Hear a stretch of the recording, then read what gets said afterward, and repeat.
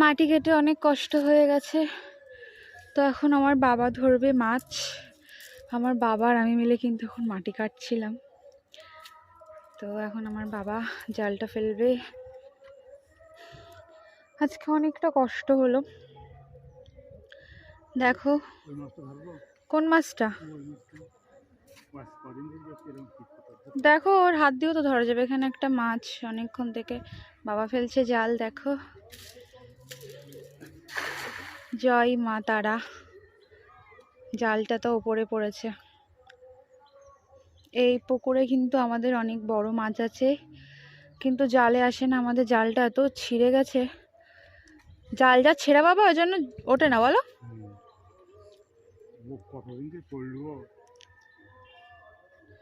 দেখো দেখা যাক কি ওঠে। এই মাছটাই কিন্তু রান্না হবে আজকে। তোমরা যারা আমার ভিডিও দেখো তাদেরকে অসংখ্য ধন্যবাদ। এইভাবেই আমার পাশে থেকো। আর দেখি কত মাছ উঠেছে আজকে। আমার বালতিটা ওই পাশে রাখা, তো দেখা যাক কতটা মাছ উঠেছে।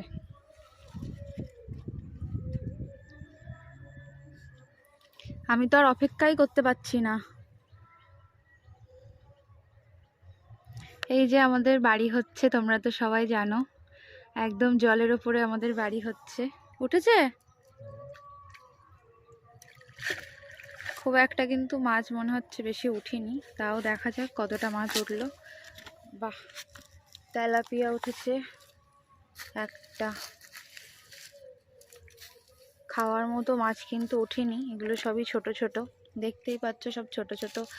এগুলো রুই মাছের বাচ্চা, অনেকটা ভোলা কি মাছ বলে, অনেকটা বাটা মাছের মতো দেখতে, কিন্তু এগুলো রুই মাছ। একটা তেলাপিয়াই শুধু নেওয়া যাবে, আর কিন্তু সবই ছেড়ে দিতে হবে। এবার সেটা কি